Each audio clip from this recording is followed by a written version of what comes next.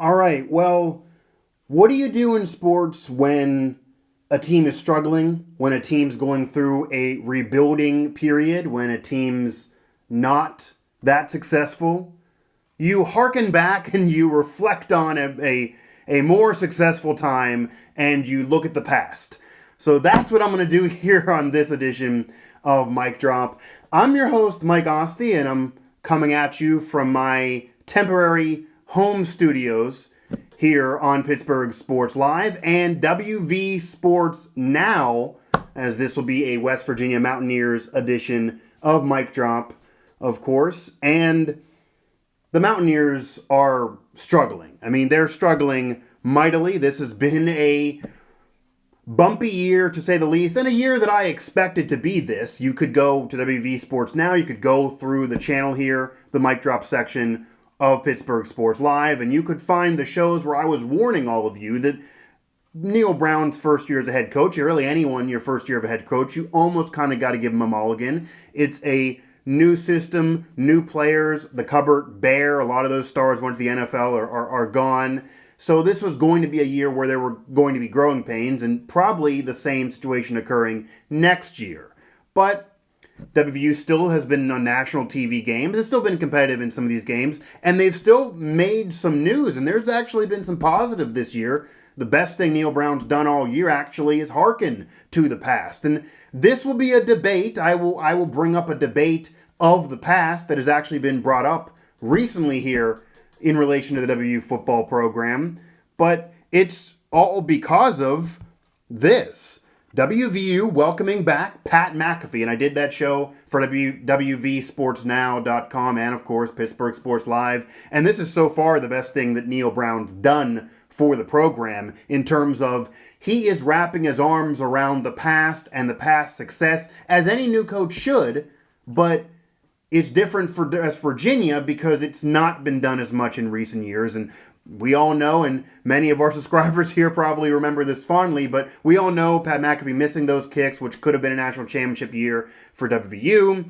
And he went on to have a successful NFL career as a punter, punting in a Super Bowl. He's now doing his thing in media and calling, it seems like, every game around. It's going to go from ESPN with college to now the XFL as well, and getting some NFL time on Thursday night games. So he's doing it big. He is a big name around the football world, around media.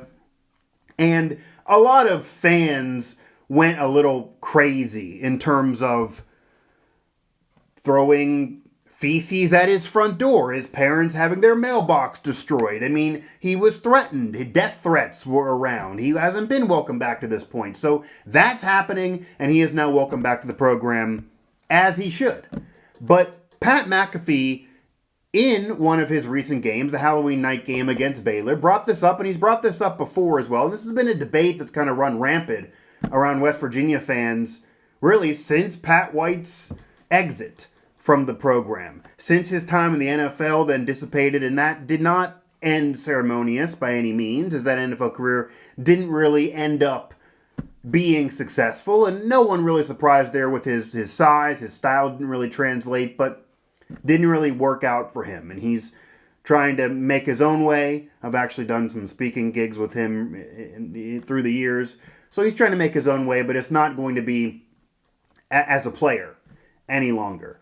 And despite that, fans, especially who were around the program then, who were there with the program then, and I actually was a student for West Virginia University at that time, the same time Pat White was successful and leading them to New Year's Day bowl games and having the historic run that he did, arguably the most successful period in West Virginia University history, and that's the old athletic program, and that is a program that's had Jerry West for basketball, that's had Final Fours, had Bob Huggins there recently, has had national championship appearances, has had an undefeated season many, many, many moons ago, even though they didn't claim the national title, and I won't go into the fake claims that some schools have, the titles that others don't, that WVU didn't get into, that Notre Dame, Pitt, Alabama have tried to claim titles in which they lost several games at the end of the year, or other teams were undefeated and they still claim. So West Virginia's had that undefeated season. Sam Huff and a few others. There's been a lot of success around the program that I'll get to in a minute. But you could certainly say the Pat White era was the most successful, or one of. Okay? And many fans have wanted some recognition. They wanted his jersey retired. They wanted Pat White to be said to be the greatest Mountaineer in history, or at least one of. They wanted him to receive the recognition that only 2 other Mountaineers have ever received. As you hear the birdie going off there for the next of the hour, as that happens here in this office. At an undisclosed location, I won't tell you where I am. But anyway, only 2 have received this honor. And there's been tons that maybe you could argue are deserving in terms of Sam Huff's and Ira Rodgers. That's all. Number 21, number 75. Rodgers 21, Sam Huff 75. And Sam Huff's a whole different story because he's been in the top 100 NFL players and significant men that have contributed to the National Football League, winning a championship with the New York Giants, leading West Virginia to a Sugar Bowl appearance and 31-7 record while he was there. Ira Rodgers, first Mountaineer ever with 200 yards rushing in a single game, touchdowns, 5 touchdowns in a single game. So setting school records at the time, playing around the same time frame, a little bit before Sam Huff, entering the College Football Hall of Fame in 53. Sam Huff would get there, also get his recognition by the National Football League, and that's it. But I got to tell you guys, I want to make this clear. As much as Pat White's a colleague of mine, as Pat White was a classmate of mine, and as much as I want Pat White to be recognized, and he deserves to be recognized, I get it. If you retire Pat White's jersey, you need to retire several other Mountaineer jerseys, and that's never been how the West Virginia's done it. I don't believe that's how it really should be done in terms of watering it down. There's something special about only having a couple guys up there. It doesn't mean the rest don't have posters on the wall. It doesn't mean the rest aren't recognized in many facets. It doesn't mean that fans won't remember that success forever. There won't be highlight reel clips played forever. The opposing fans won't remember him getting in their grill and the fits he gave them forever. It doesn't mean that that legacy goes away. And maybe Pat White deserves the College Football Hall of Fame. Maybe that's more legit. I'll say that. Maybe Pat White deserves the College Football Hall of Fame. That's not absurd in terms of his success, in terms of what he's done as a college player, in terms of his success there, in terms of over 1,000 yards passing and 1,000 yards rushing, 3 years out of his 4, in terms of New Year's Day bowl games throughout his tenure with the Mountaineers, in terms of records for rushing yards at the old Big East Conference, but even now going through in general in college football. In terms of his big games, the success he gave to the program, and really resurrecting it when it was down in the dumps prior to that. The big moments, the game against Louisville, when it kind of started it all. You know, former Way Back Wednesday post here for WV Sports Now. Started off that whole era, 2005, that win over Louisville, going all the way to a bowl win, Sugar Bowl win over Georgia, Fiesta Bowl win, major bowl games, major success, and we know 2007. Okay? That, to me, absolutely deserves the College Football Hall of Fame. Absolutely deserved the College Football Hall of Fame. Pat White deserves the College Football Hall of Fame. But that doesn't mean he deserves his jersey retired. Because again, it's Ira Rodgers, it's Sam Huff. If you retire Pat White's jersey, as much as I want to appreciate that era, as much as I loved my college experience as a student, and my career professionally in media was started there in terms of doing college radio at West Virginia University, having my own talk show on that campus during his success. I got this as firsthand experience and making my way from there. And it's kind of cool now to be, I've covered everything around the Pittsburgh media scene, from high school to colleges, to calling games, to hosting shows, to reporting for a top TV station in this area. Doing everything digitally, of course, running this Pittsburgh Sports Live channel. There it is, and make sure to, while you're there, click on the subscribe button, as the banner says, click on the subscribe button. To everything you could imagine, but I haven't really covered West Virginia professionally. Of course, did it in college. So it's kind of cool for me to be able to now do this again professionally where I'm covering the Mountaineers here, part of the Pittsburgh media scene. And it's all thanks to Pat White. I don't want to disrespect him by any means. He follows me. He'll see this. He'll probably text me about it. I know the man. So this is a little personal to me. But Sam Huff, Ira Rodgers, if you retire Pat White's jersey, here's what you have to do, as I've been kind of foreshadowing. If you retire Pat White's jersey, you have to be fair, you have to retire Major Harris's jersey. 100% have to. There's no getting around it. If you retire Pat White's jersey, despite 1,000 yards rushing multiple years, 1,000 yards passing multiple years, a dual threat quarterback, arguably Pat White being the most dual threat quarterback in college football history, right up there with Michael Vick. That's fair. And in terms of his long-term success, those 4 years, those bowl games, those New Year's Day bowl games, those major bowl game appearances, his individual accolades and records, deserving of the College Football Hall of Fame, deserving of honors and legacy, it's there. Maybe the most remembered Mountaineer ever, based on a lot of the older ones will get forgotten throughout history, and he's still relatively recent. But Major Harris, don't forget, younger fans, and maybe I'll educate you, led the Mountaineers to the national title game in 1988, losing to Notre Dame, losing to Lou Holtz's only national title. Major Harris led that Mountaineer team to the national championship game. So it wasn't like they were close. It wasn't like they had to worry about claiming something or not claiming something or undefeated. And should we claim? Should we not claim? Should we go the pit route and claim 30 years later? Should we not? None of that. They were right there with a pillar of college football in terms of a program. That was West Virginia then, 1988. Major Harris, thank him for that year, as special as that was, and arguably as great as the Pat White era is and was and should be remembered. That's the most successful Mountaineer single season, you could say, maybe even era. You're looking at over 2,000 yards passing, almost 2,000 yards passing in the 88 season, and then you go to what he did on the ground, and it was before Pat White. So yes, Pat White set records, yet Pat White was more athletic, yes, he had better numbers. But Major Harris did it first.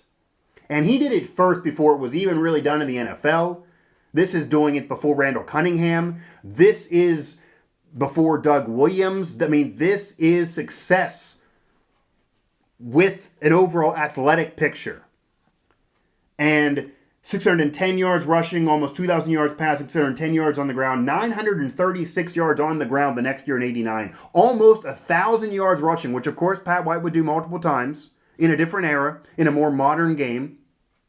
But Major Harris, wish he could have got there. Almost 1,000 yards rushing and over 2,000 yards passing, so more passing yards than Pat White had for a single season. Pat White never got there. And for what he meant to that program then, and you would know about the early 90s, of course, and Don Nehlen, and you can argue between him and Rich Rod, the most successful Mountaineer coach, and Nehlen there much longer, of course, the 88 season, 93, all of that, those bowl wins. Rich Rod doing more maybe in a smaller chunk of amount of time and didn't get to finish it in 07.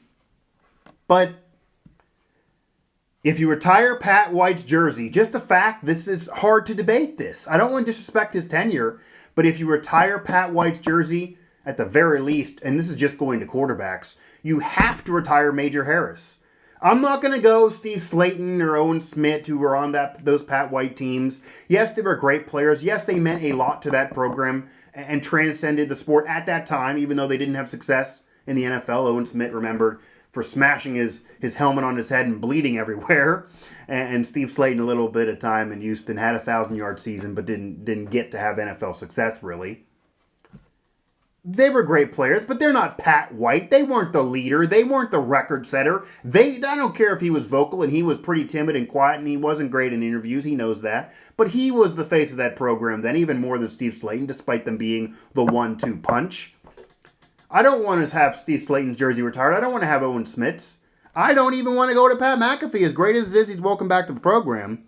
And it is great that he is welcome back to that program. It is phenomenal. It should have been years ago. He was treated unjustly. It's unfair. He's one of the greatest Mountaineers in terms of the scoring record and what he did as a kicker, as a place kicker there. Even then will go be a punter in the NFL, and now his media success. It's great that he's welcome back, but I don't need to have the number one retired for Pat McAfee.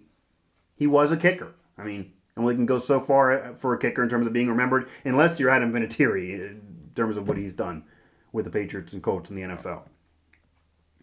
It's great that he's welcome back, though. But I don't need to have Steve Slayton. I don't need to have Owen Smith. I don't need to have any of their numbers retired. I don't even have to go to Mark Bolger, but you could bring him up in terms of NFL success, of course. But even going back to college, unlike Pat White, unlike Major Harris, almost 4, by the way, but 3,000 plus passing yards. This is a guy who threw for 3,000 plus passing yards. 3,607 to be exact. Almost 4,000 in college, in a college season with the Mountaineers in the late 90s.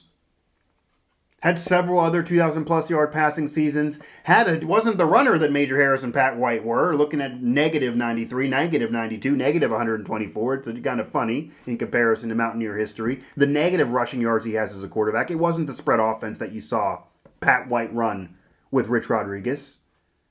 But regardless, Mark Bolger has a 3,000 plus passing season, and he has the NFL success, the 4,000 plus passing seasons in the NFL. He was a fantasy stud before it was a thing, really, taking over for Kurt Warner on those Greatest Show on Turf Rams teams. And this is another thing that I kind of does get in my craw and does bother me. And even though I don't want Pat White's jersey retired, unless you retire others, unless you hang Major Harris's number with him, to be fair, I don't want the 5 up there. Unless you're doing it for Major Harris too. But the whole thing the WVU does, and I'll criticize my university here, where Sam Huff, of course, retired because success in college, but it wasn't like it was more success than Pat White overall. But the success in the NFL, what he did with the New York Giants, what he did to contribute to the NFL as a player and beyond. The fact that he is on that top 100 list. The fact that he's in those Hall of Fames. The fact that he, for his position, was transcendent at that time, not only college, but pros. That's great. Get him recognition for the NFL. Get him recognition in the Pro Football Hall of Fame, as well as college. That's great. No one's taking that away from him. But the whole thing that West Virginia does in terms of you have to have pro success to earn that honor in college is ridiculous. It's asinine. It's asinine, for my favorite term here to get on broadcasts. That's just ridiculous. Pat White, of course, did not have the NFL success, played with Miami for a while, but didn't go anywhere. No, everyone knew he wasn't going to. Yes, there's been quarterbacks similar style to have success. Vic, Russell Wilson to a lesser degree, even though not as much of a runner. Cam Newton, of course. It can be done. But he didn't have the speed of Michael Vick. He didn't have the size of Cam Newton. He didn't have the pocket awareness and the arm strength and the accuracy of, say, Russell Wilson, who's probably going to the Hall of Fame someday. He was a great college player, a college football Hall of Famer, led the Mountaineers to the greatest era, had those individual accolades, did what Major Harris did, and then some, and I get it. But it shouldn't matter what happened in the pros to recognize him in college. That shouldn't be part of it, but it is. And that right now would go against their rubric, is why they would even have their hands cuffed. But I don't agree with that part of it. It shouldn't matter what happens in the pros to recognize you in college. What happens in college to recognize you in college is just about what should happen in college and what did happen in college. So I defend him there. But this is the point of this, and this is a fact. And it's nothing, again, trying to hate on Pat White at all. Because I know, and here it is, Pat McAfee, welcome back to the program, said this on a broadcast. He's all over the media scene, beyond Twitter, but on every station around where there's a football game, it seems like he's calling it. He agrees it's time that Pat White, number 5, to be retired. And that's a former teammate of his. I know these guys, but I know them from classes and from interviewing them and having them on my show in college. They were in the locker room. They were friends. He knows Pat White much better than myself, of course. And he wants him retired, but he's not going to say anything else. It's going to get Mountaineer fans rowdy and excited about the past and about that era, especially during this season, when this season's kind of one to forget. But don't forget the past. Don't forget the legacy. Don't forget what would be fair. Pat White was great. Pat White's a Hall of Famer in college. He deserves every recognition you can get except Sam Huff, Era Rodgers for the Mountaineers. Number 21, number 75. They're the retired numbers for the West Virginia University football program. Throughout its history, 100 plus years. And there's been great players there. There's been success. believe, 14th winningest program ever?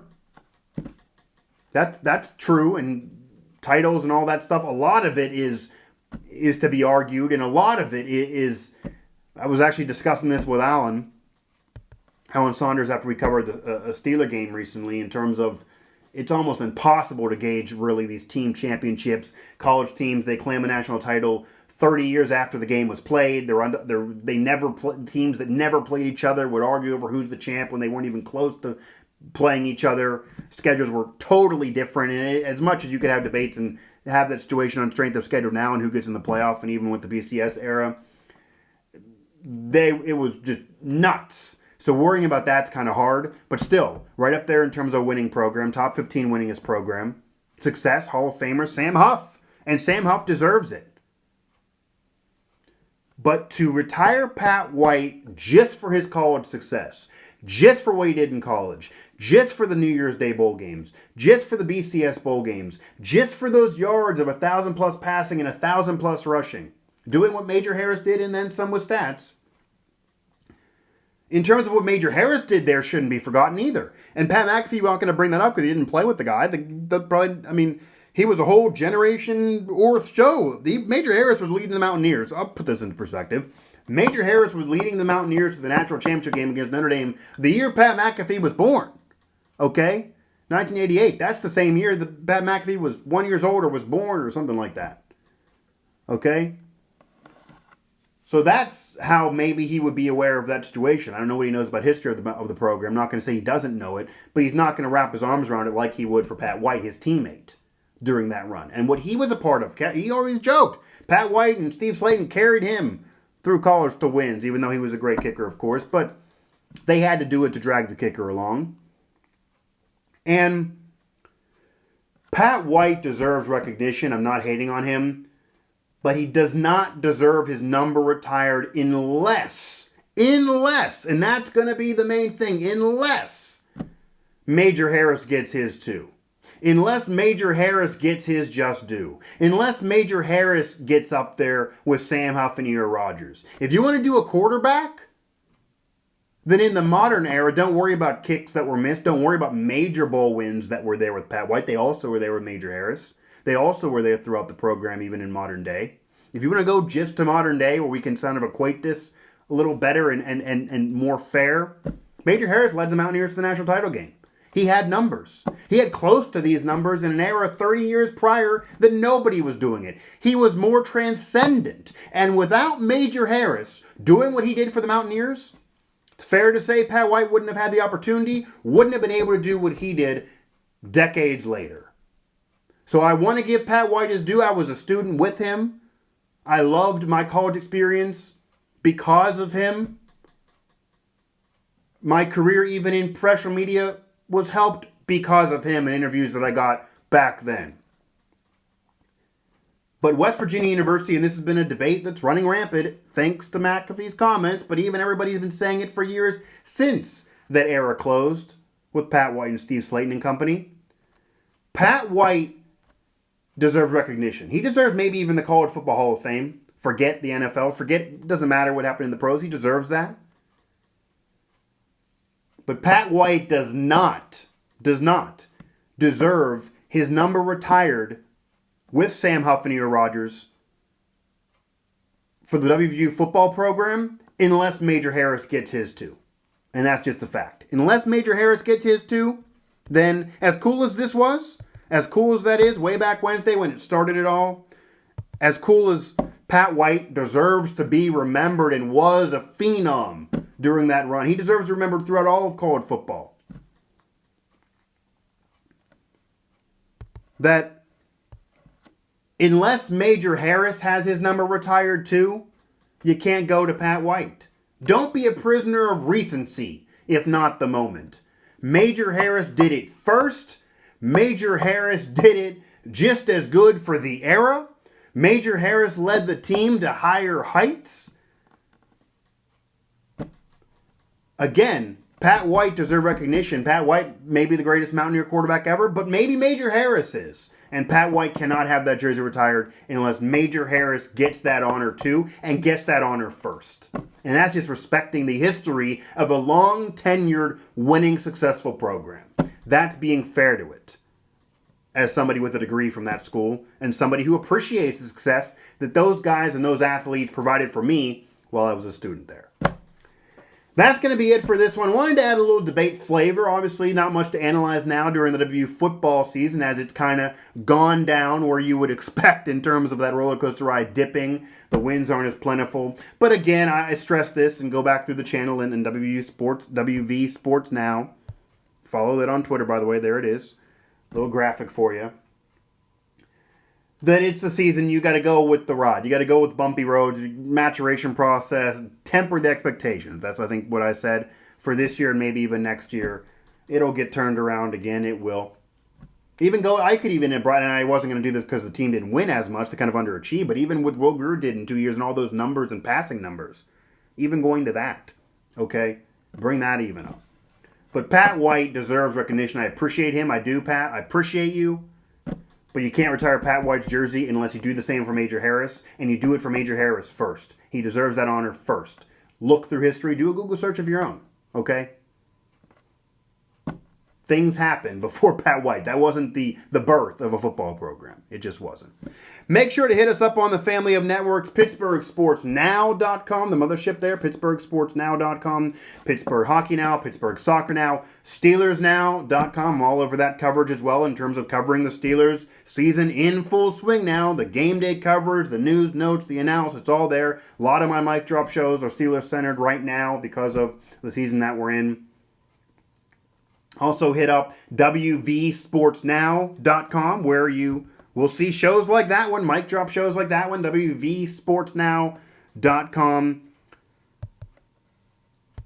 You can follow it on Twitter at WVSportsNow.com. You can follow Pittsburgh Sports Live on Twitter at PGH Sports Live on Twitter. And you can follow me on Twitter, and it's below there. I don't know if you can read it, but it's keeping up with the theme of the branding. At Mike Asti 11 on Twitter, of course. Hit us up, PGHSportsLive.com for the website where a lot of these shows are archived whenever I get around to putting them there. Find us on Facebook, Pittsburgh Sports Live on Facebook. Of course, WV Sports Now also on Facebook, as we're in a little bit of a rebirth for that particular outlet and that venture, whether it be social or the site. So help us out and follow us there. Again, WV Sports Now on Twitter and WV Sports Now on Facebook in that social rebirth for that site. The site's still the same, though, WVSportsNow.com. Make sure to click subscribe. Click the subscribe button. Make it easier for us to get the content to you. Right there, you get notifications. If you don't want to follow us any of those social medias, just click subscribe. One little button, click subscribe, and make it easier for us to get the content to you. Get notifications when shows like this happen. And you know what? I wouldn't even hate this. You can either find me on Twitter again, at MikeOssie11, bring the debate to me there, or at PGH Sports Live, WV Sports Now, any of those social outlets, or even comments here below. Didn't do this one live, but comment here below. I'll come back at you. I'll try to comment through the Pittsburgh Sports Live channel. And we can go back and forth at this. And again, Pat White's my boy. Pat White gave me a great college experience. I can't hate him for that. And I want the recognition for him as much as he can get. I want College Football Hall of Fame for him. I really do. But you cannot retire Pat White's jersey unless you do the same for Major Harris. Major Harris could argue is the great Mountaineer quarterback. You can't disrespect that past because this is more recent, even though both eras were great.